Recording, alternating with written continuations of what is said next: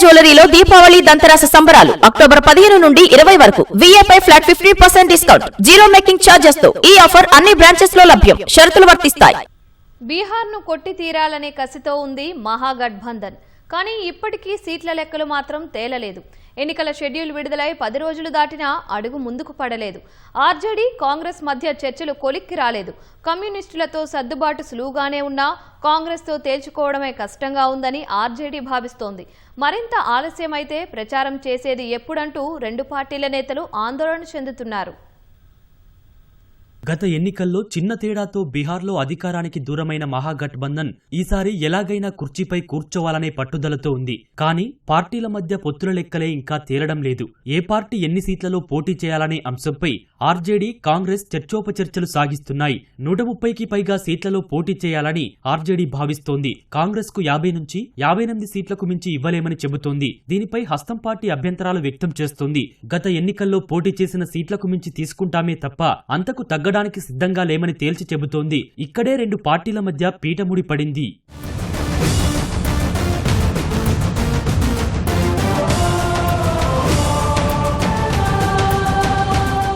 2020 ఎన్నికల్లో బీహార్లో 70 చోట్ల పోటీ పడిన కాంగ్రెస్ 19 స్థానాలే గెలిచింది. అంటే 51 సీట్లను ప్రత్యర్థికి సమర్పించుకుంది. అందువల్లే మహాగఠబంధన్ స్వల్ప సీట్ల తేడాతో అధికారానికి దూరం కావాల్సి వచ్చింది. ఇదే అంశాన్ని ఆర్జేడీ ప్రస్తావిస్తోంది. మరోసారి అలా జరగకుండా ఉమ్మడి బాధ్యతతో వ్యవహరించాలని సూచిస్తోంది. అయితే అందుకు కాంగ్రెస్ అంగీకరించడం లేదని తెలుస్తోంది. బీహార్లో పెద్ద ఎత్తున రాహుల్ గాంధీ పర్యటనలు చేశారని, ప్రభుత్వ వ్యతిరేక ఆందోళనలు నిర్వహించారని గుర్తు చేస్తోంది. ఓట్ చోరీపై చేసిన ర్యాలీలకు ప్రజల నుంచి భారీ స్పందన లభించిందని అంటోంది. దళిత నేత రాజేష్ రామ్ బీహార్ పీసీసీ అధ్యక్షుడిగా ఉన్నారు. ఒకప్పుడు దళిత వర్గం ఓట్లపై పట్టున్న కాంగ్రెస్ రాజేష్ రామ్ సారథ్యంలో మళ్లీ ఓట్లు రాబట్టడంపై దృష్టి పెట్టింది. ఈ అంశాలన్నింటినీ దృష్టిలో ఉంచుకుని తగినన్ని సీట్లు ఇవ్వాల్సిందేనని పట్టుబడుతోంది. అందుకు ఆర్జేడీ సిద్ధంగా లేదని సమాచారం.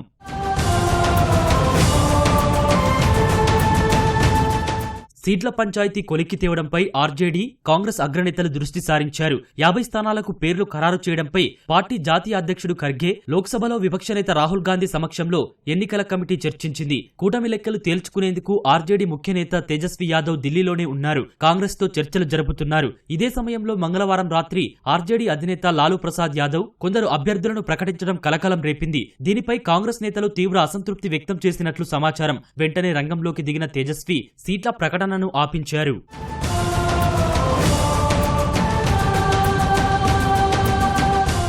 కాంగ్రెస్ తో లెక్కలు తేల్చుకోలేక తంటాలు పడుతున్న ఆర్జేడీకి కూటమిలోని లెఫ్ట్ పార్టీలతో పెద్దగా ఇబ్బందులు లేవని సమాచారం. CPI ML 25, CPM 6, CPI 4, IMM 2 సీట్లు అడుగుతున్నాయి. కొంచెం అటు ఇటుగా సర్దుబాటు చేసేందుకు ఆర్జేడీ సిద్ధంగానే ఉన్నట్లు తెలుస్తోంది. కూటమిలో భాగస్వామిగా ఉన్న Vikas she'll in party VIP పెద్ద కోర్కెలే కోరుతోంది. మత్స్యకార వర్గమైన నిషాద్, నోనియా, బింద్, బెల్దార్ల మద్దతున్న పార్టీ అధ్యక్షుడు ముఖేష్ షాన్హి 20 సీట్లు అడుగుతున్నారు. కూటమి అధికారంలోకి వస్తే డిప్యూటీ సీఎం పోస్టు ఇవ్వాలంటున్నారు. గత అసెంబ్లీ ఎన్నికల ముందు కూడా ఎంజీబీతోనే ఉన్న ముఖేష్ సీట్ల విషయంలో అలిగి ఎన్డీఏలోకి వెళ్లారు. అక్కడ 11 సీట్లు దక్కించుకోగా 4 చోట్ల మాత్రమే పార్టీ గెలిచింది. ముఖేష్ సాన్హి ఓడిపోయారు. ఈ విషయాన్ని ఆర్జేడీ తేల్చాల్సి ఉంది. ఎన్నికల షెడ్యూల్ విడుదలైన 10 రోజుల తర్వాత కూడా సీట్ల లెక్కలు తేలకపోవడంపై ఆ పార్టీల నేతల్లో అసంతృప్తి నెలకొంది. ఇంత ఆలస్యం చేస్తే ప్రచారం చేసేది ఎప్పుడని నాయకులు ప్రశ్నిస్తున్నారు.